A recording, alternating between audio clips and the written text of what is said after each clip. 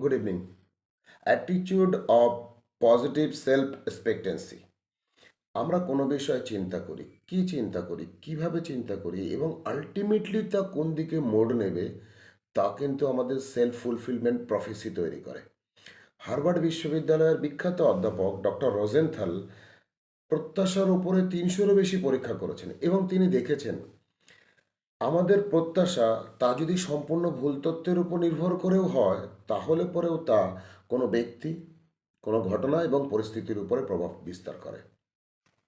অন্যভাবে বললে দাঁড়ায়, আমরা যদি আত্মবিশ্বাসের সঙ্গে খারাপ কিছু বা নেগেটিভ কিছু প্রত্যাশা করি তাহলে আমাদের সঙ্গে খারাপ কিছু বা নেগেটিভ কিছু অবশ্যই ঘটবে। আবার আমরা যদি আত্মবিশ্বাসের সঙ্গে পজিটিভ বা ভালো কিছু প্রত্যাশা করি তাহলে আমাদের সঙ্গে অবশ্যই ভালো কিছু ঘটবে। বেশিরভাগ সফল ব্যক্তি আত্মবিশ্বাসের সাথে ভালো কিছু ঘটার প্রত্যাশা করে থাকেন এবং ভালো কিছু ঘটার একটা মনোভাব তৈরি করেন। এই মনোভাবকে বলা হয় attitude of positive self expectancy. এবং এটা কিন্তু বিজয়ীদের বৈশিষ্ট্য। যারা বিজয়ী হতে চান, বিজয় লাভ করেন, তারা কিন্তু এই ধরনের মনোভাব পোষণ করেন এবং অ্যাডভান্সলি ভালো কিছু ঘটার প্রত্যাশা করেন।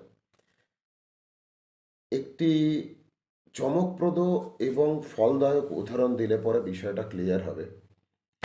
স্টুডেন্টদের প্রতি টিচারদের প্রত্যাশা থাকে এবং সেই প্রত্যাশা স্টুডেন্টদের ফলাফল এবং গ্রেডে প্রভাব ফেলে।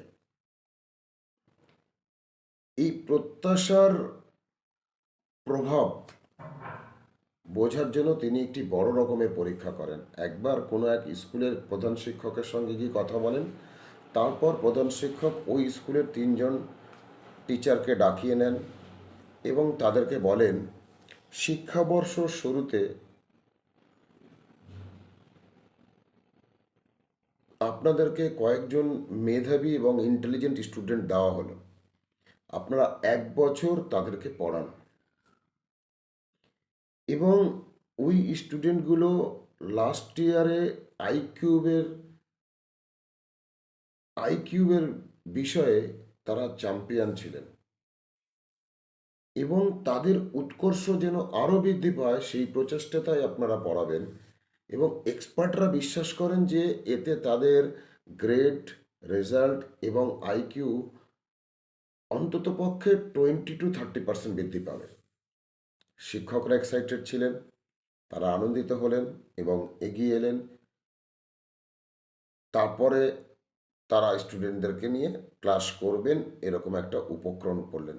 তখন প্রধান শিক্ষক বললেন, আপনাদের জন্য কয়েকটি শর্ত আছে। প্রথম শর্ত হচ্ছে অন্য অন্য টিচারদেরকে জানানো যাবে না বিষয়টা। দ্বিতীয় নম্বর হচ্ছে স্টুডেন্ট বা তার অভিভাবকরাও যেন না জানে। ৩ নম্বর, একই স্টাইলে ক্লাসে সারা বছর পড়াতে হবে এবং বারবার উল্লেখ করতে হবে যে একই স্টাইলে পড়ানো হচ্ছে এবং তারাই জানবেন যে তাদেরকে ৩০ জন করে স্টুডেন্ট দেওয়া হয়েছে। ১ বছর পর আবার প্রধান শিক্ষক ৩ জন টিচারকে ডাকিয়ে পাঠালেন এবং বললেন যে আপনাদের বছরটা খুব ভালো কেটেছে, আপনাদের স্টুডেন্টরা ভালো ফল করেছে।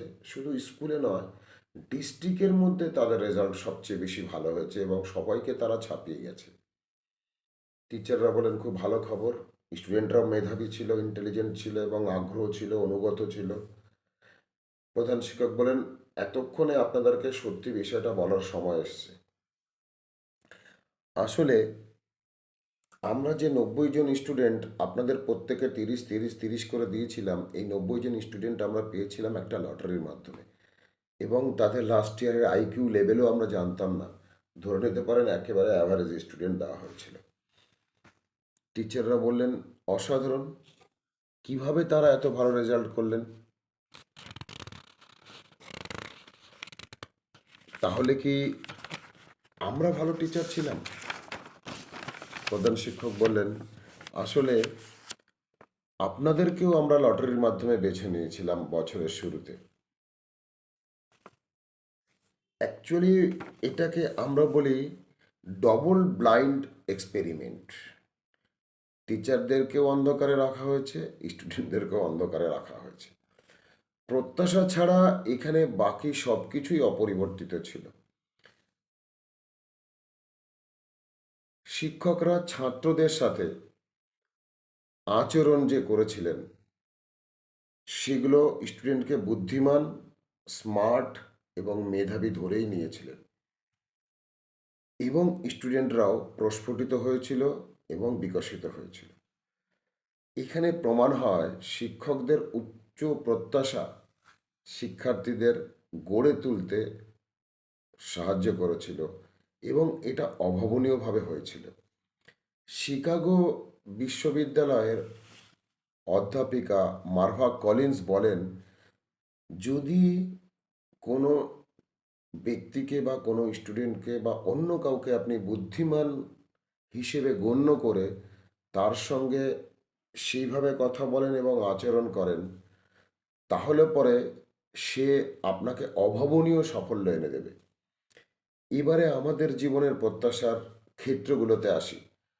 প্রথম ক্ষেত্র হচ্ছে আমাদের বাবা মা আমাদেরকে ঘিরে কিছু প্রত্যাশা রাখেন, এবং আপনি দেখবেন বাবা মায়ের প্রত্যাশা করার একটা প্রবণতা থাকে। আপনার বাবা মা যদি পাওয়ারফুল হন, সাপোর্টিভ হন, লাভিং, কেয়ারিং হন, কাইন্ড হন এবং এনকারেজিং হন, আর আপনাদের প্রতি বিশ্বাস রাখেন, তাহলে পরে অবচেতন মনে তাদের প্রত্যাশাগুলি পালনের জন্য এবং প্রত্যাশাগুলির সঙ্গে সামঞ্জস্য রেখে জীবনযাপন করার একটা প্রয়াস আমাদের মধ্যে তৈরি হয়। উল্টো দিকে যদি আমাদের বাবা মা সমালোচনাকারী হয়, নিন্দুক হয়, বিরক্তি প্রকাশ করেন, বিশেষ করে পরীক্ষার ফলাফল নিয়ে খুঁতখুঁত করেন, অভিযোগ করেন, তাহলে সারা জীবন নিজেদেরকে পিছিয়ে রাখার একটা প্রয়াস নিয়ে আমরা জীবনযাপন করি। এখানে কয়েকটি জিনিস খেয়াল করে দেখার মতো। আপনাদের প্রতি আপনার বাবা মার প্রত্যাশা কেমন ছিল? তারা কি উৎসাহী ব্যঞ্জক ছিলেন, না নিরুৎসাহপূর্ণ ছিলেন?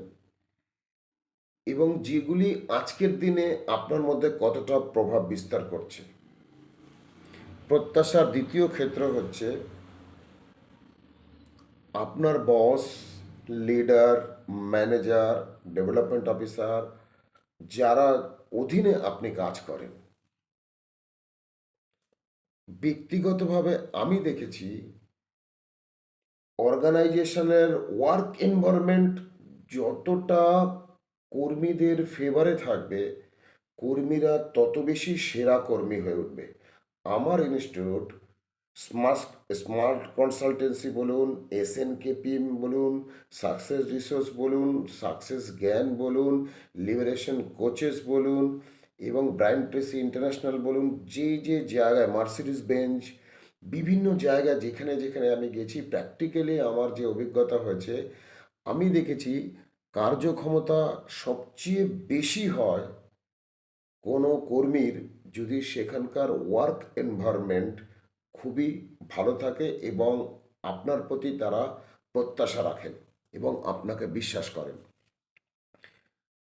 যেখানে আপনি যত বেশি উপভোগ করার সুযোগ পাবেন, তত বেশি আপনার পারফরমেন্স বুস্টিং হবে।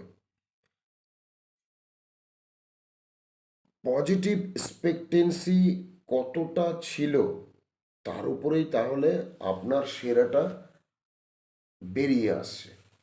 তৃতীয় ক্ষেত্র হচ্ছে অন্যদের কাছ থেকে, অর্থাৎ আপনার জীবনসঙ্গিনী বা জীবনসঙ্গী, আপনার বাচ্চারা, বা যারা আপনাকে রেসপেক্ট করে বা আপনার অধীনস্থ বা সাবঅর্ডিনেটরা, এদের প্রত্যাশায় আমরা ম্যাক্সিমাম আমাদের সারাউন্ডিংয়ে যারা আছেন তাদের মাধ্যমেই বেশি মাত্রায় প্রভাবিত হয়ে থাকি।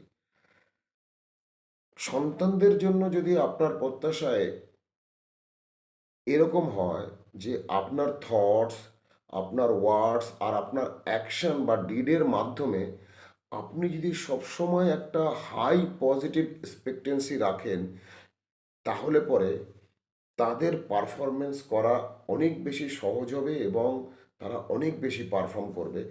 এখানে একটা এক্সারসাইজ আছে যেটা আপনি করতে পারেন। তাদের বলতে পারেন, I believe in you that you can do it, you can do it, you can do it, you can do it. এই প্রত্যাশা আপনি রাখুন, তারা আপনাকে অভাবনীয় পারফরমেন্স করে দেখাবে।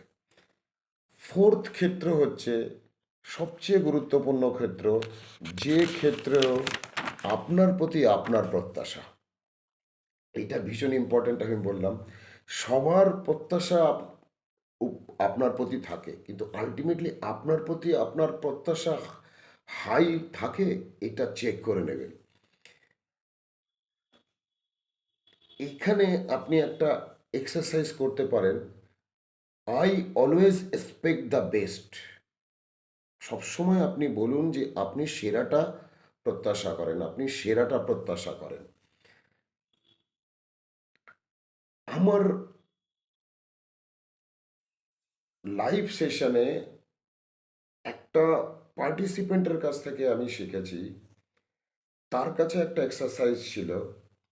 তিনি সদা সর্বদা বলতেন, I believe something is going to happen to me today.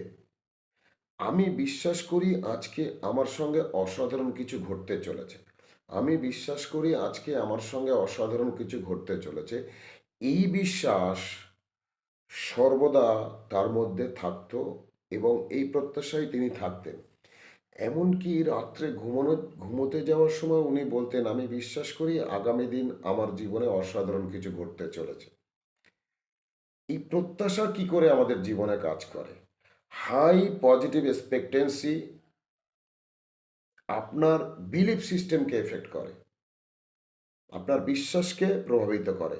আপনার বিশ্বাস আপনার আচরণ ব্যবহারকে প্রভাবিত করে। আপনার আচরণ বিহেভিয়ার ইন্টারনালাইজ হয় এবং ইমবাইবিং হয়, ফলে আপনার পারফরমেন্স বুস্টিং হয়, আপনি উইনার হয়ে ওঠেন। High positive expectancy effects on belief, beliefs effects on behavior, behavior effects on internalizing and imbibing, and imbibing boosting your performance, and you will become winner. এইভাবে হাই পজিটিভ এক্সপেক্টেন্সি কাজ করে। এর কি কি প্রভাব আমরা লক্ষ্য করতে পারি?